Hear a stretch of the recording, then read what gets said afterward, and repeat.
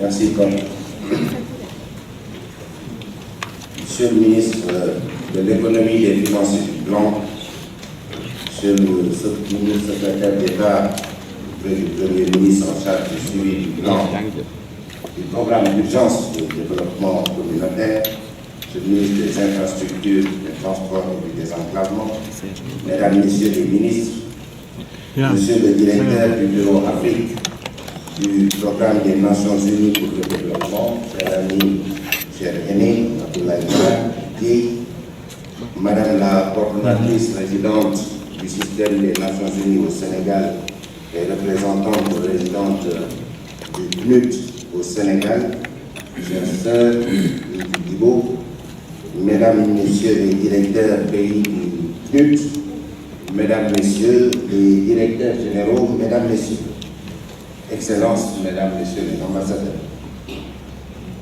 Je me réjouis de la tenue de cette rencontre de haut niveau qui constitue un important cadre d'échange sur les questions majeures du développement. Et c'est avec plaisir que je viens présider ici, au nom du chef de l'État, le président Macky Sall, cette conférence régionale. Mais avant de lire mon discours, je voudrais vous parler une minute du concepteur du PUDC, en l'occurrence son Excellence M. Macky Sall. Je m'excuse, je serai peut-être un peu long parce que je parle du PUDC. Et comme tous les mois de mars, je fais ma grippe annuelle, donc ça va être un peu difficile. Mais je vais tenir. Toute la pensée politique et l'action politique du président Macky Sall est traversée par ce qu'on pourrait appeler la dialectique de l'inclusion. Inclusion politique, c'est le gouverner ensemble, c'est dans notre pays l'acte 3 de la décentralisation qui consacre la communalisation intégrale. Il n'y a plus de président de communauté rurale, comme on disait. Aujourd'hui, il n'y a que des maires au Sénégal. Inclusion sociale. Depuis son avènement, nous avons au Sénégal la couverture médicale universelle. Nous avons des instruments tels que les bourses de sécurité familiale. C'est 30 milliards, sur le ministre des Finances, n'est-ce pas, de notre budget, qui sont consacrés tous les ans pour le empowerment des 300 000 familles les plus pauvres de notre pays. Et, bien entendu, ce n'est pas des transferts juste monétaires, c'est contractuel.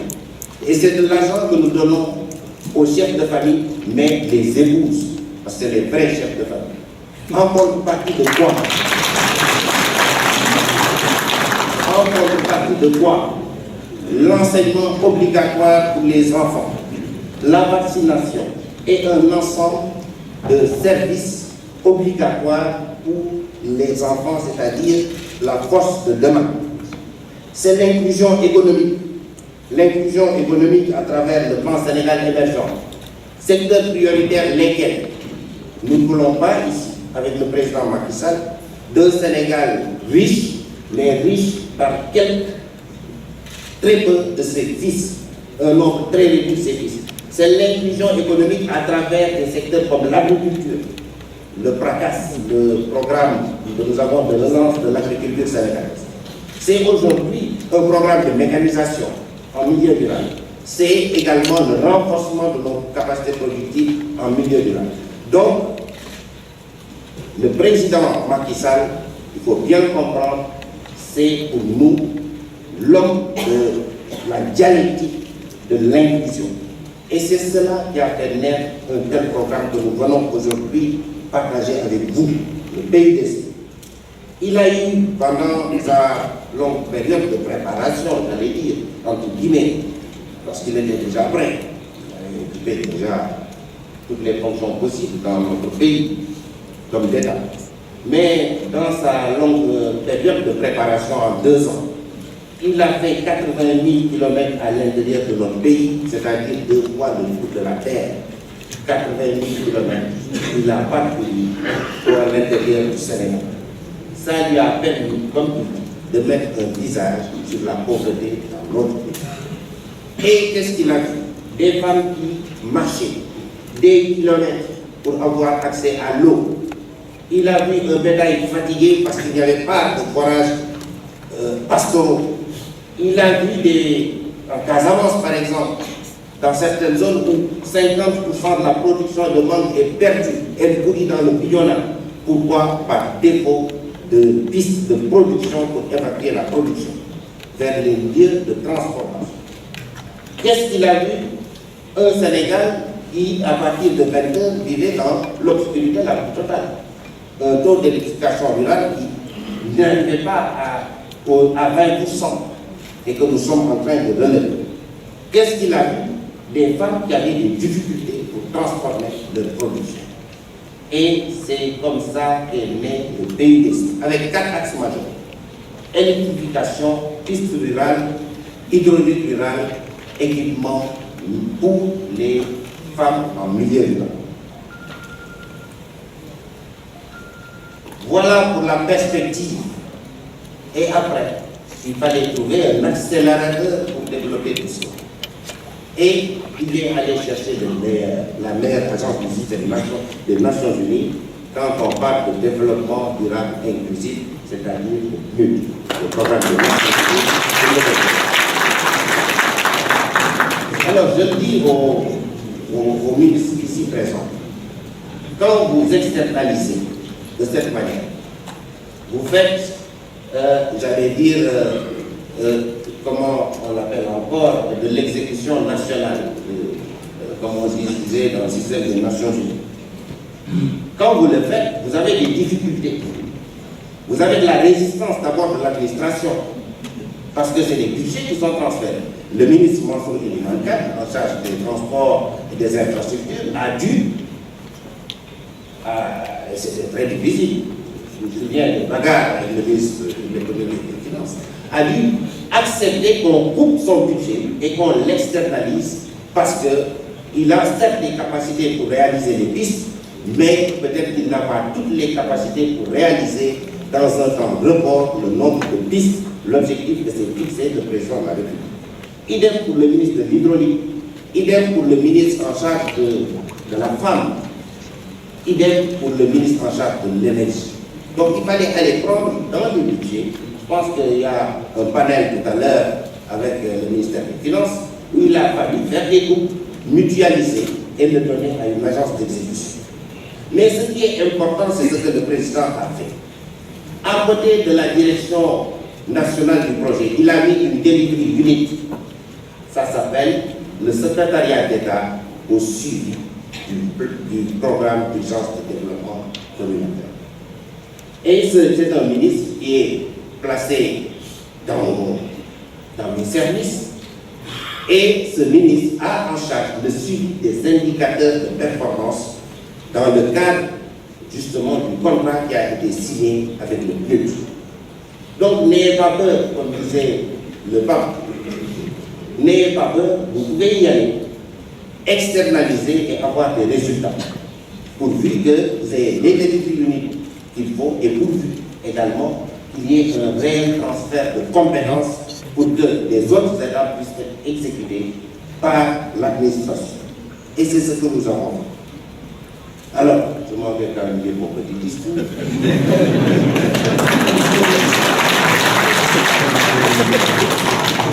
Mesdames, Messieurs, l'agenda 2030 que nous avons adopté avec la communauté internationale, centré notamment sur le développement humain, ne peut se réaliser sans une forte synergie entre les acteurs et un fort engagement de leur part, car les défis sont énormes et complexes et leur prise en charge très importante. Voilà pourquoi le président Macky Sall a mis en place le programme d'urgence de développement communautaire. Je dois le rappeler, ce programme s'inspire et adossé au plan Sénégal émergent, notamment à travers son axe 2. Et le plan Sénégal émergent, le PSE, repose en réalité sur 3 axes. Le premier consiste à susciter la transformation de la structure de l'économie sénégalaise dans le sens de soutenir une dynamique de croissance forte durable et inclusif. Le deuxième axe du plan Sénégal émergent vise à élargir l'accès aux services sociaux et la couverture sociale et préserver en même temps les conditions d'un développement durable. Et enfin, le troisième axe du PSE, le dernier, apporte des réponses aux exigences de bonne gouvernance à travers le renforcement des institutions et la promotion de la paix, de la sécurité et de l'intégration africaine. Ce plan, qui est notre agenda national de développement économique et social, met donc l'accent sur une plus forte impulsion dans la création de richesses et d'emplois et sur le renforcement du capital humain et de la gouvernance. Toutefois, confronté à la profondeur des inégalités et des disparités de divers ordres entre le milieu urbain et le monde rural, le chef de l'État, le président Macky Sall, a décidé, avec l'accompagnement du PNUD que nous saluons, dont l'expertise et le dynamisme sont reconnus de tous, d'élaborer et de mettre en œuvre le programme d'urgence de développement communautaire PUDC. Outil de promotion des territoires ruraux qui ont été longtemps abandonnés, sous-équipés, voire déshérités. Le PUDC est un programme novateur, tant dans sa conception que dans sa mise en œuvre. Le PUDC a pour vocation fondamentale de répondre dans la célérité et l'efficacité aux besoins vitaux des territoires ruraux, dans un souci d'équité et de justice sociale. Le PUDC vise à favoriser l'accès de ces populations aux services sociaux de base à travers la mise en place d'infrastructures socio-économiques. Le programme s'inscrit ainsi dans la dynamique d'améliorer significativement leurs conditions de vie et de promouvoir l'implication des acteurs locaux dans le développement économique et social de leur terroir, qui par ailleurs regorge d'énormes potentialités qui sont indispensables à l'émergence de notre pays. Je l'avais dit tantôt, mais je le répète, les interventions du PUDC se font autour de 4 composants, à savoir l'accès à l'eau potable, la fourniture d'électricité, l'accroissement des pistes de désenclavement et enfin l'allègement des travaux domestiques des femmes. À terme, le PUDC permettra de densifier considérablement le réseau de routes non revêtues, de construire et de réhabiliter plus de 3000 km de pistes rurales, 3000 km de pistes rurales, d'installer et de réhabiliter plus de 238 forages et 161 châteaux d'eau, d'électrifier plus de 420 villages et de mettre à disposition plus de 5000 équipements ruraux, notamment des décortiqueuses et des batteuses pour l'allègement des travaux en milieu rural. En outre, le PUDC veillera au renforcement des capacités des groupements professionnels et autres acteurs locaux en entrepreneuriat rural, à la relance de la production et de la productivité des populations rurales, à la valorisation de la production agricole et à la sensibilisation et à la protection de l'environnement. Le programme se consacre également à la facilitation de l'accès aux services financiers et à la mise en place d'un système de suivi et évaluation géoréférencé à même de renseigner sur les performances qui seront enregistrées. En effet, le programme est innovant et ambitieux et a été lancé le 7 juillet 2015. Nous pouvons nous réjouir pour ce programme, en 18 mois, comme on le disait tout à l'heure, d'avoir autant de résultats sur la voie d'un développement durable et inclusif pour notre pays. Sur le volet hydraulique, il a été réalisé 187 forages sur un total de 238. 68 châteaux d'eau ont déjà été réalisés, soit 50% de l'objectif. 1753 km de linéaires de réseau mis en place et fonctionnels sur un total de 4700. 1182 abreuvoirs sur un total de 346 et 1070 bornes fontaines sur un total de 1800, avec en guise de mesures d'accompagnement une convention pour justement la maintenance qui a été signée entre le PUDC et l'OFOR, notre office des forages ruraux, pour justement gérer et maintenir ces systèmes d'alimentation en eau. Sous ce registre, pour maintenir cette dynamique remarquable, Son Excellence M. Macky Sall, président de la République, a lancé la semaine dernière, à l'occasion de sa tournée économique dans la zone nord du pays, la troisième phase du volet économique du PUDC, qui sera matérialisée notamment par la construction de 251 forages, dont 70 à réhabiliter. Et à cet égard, je voudrais, au nom du président Macky Sall, remercier la République populaire de Chine qui a contribué dans le financement de cette phase 3 du PUDC à hauteur de 60 milliards de francs CFA. Concernant les réalisations en infrastructures de transport, plus de 790 km de pistes rurales sont déjà en chantier dans 10 régions de notre pays, dont plus de 255 km déjà terminés et ouverts à la circulation. C'est justement ce fast-track, cette méthode d'accélération que nous voudrions saluer, parce que le but, justement, c'est vraiment bien multiplié. Je voudrais également féliciter au nom du chef de l'État, le secrétaire d'État, et également le directeur national du projet. Et bien entendu, le ministre des Finances, qui a été très généreux dans les décaissements. Mesdames, Messieurs, le PUDC est un modèle de coopération entre le Sud et le Sénégal, mais aussi un exemple de mobilisation des ressources internes pour financer notre développement. En effet, dans un contexte de rareté des ressources, l'État a financé la première phase du PUDC sur fonds propres pour un montant de près de 120 milliards de francs CFA. Pour la seconde phase du programme, il sera alloué un montant de près de 300 milliards additionnels. Le gouvernement compte maintenir ses efforts.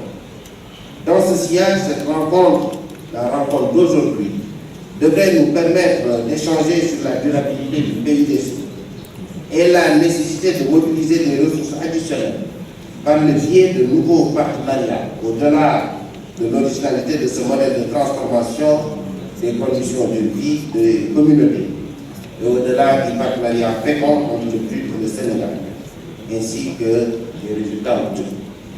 C'est pourquoi le gouvernement, sur l'instruction du chef de l'État, mènera une évaluation participative des impacts et la première phase de mise en œuvre du PUDC. Également, il me paraît crucial d'étudier les modalités d'allègement des volets d'intervention du PUD et de redéfinir le périmètre des champs d'action cibles ou ce qu'on peut appeler la trousse d'action communautaire pour la nouvelle étape du PUDC. Enfin, les questions de gouvernance du programme devront être approfondies en vue d'explorer les possibilités de transférer progressivement la gestion du PUDC à l'administration sénégalaise dans des conditions de délivrance optimale de résultats. S'agissant de notre souhait commun de labelliser le PUDC, je marque mon accord au PNUD de tout entreprendre en vue de faire de ce programme phare du PSE dans son volet développement durable inclusif un label Made in Sénégal.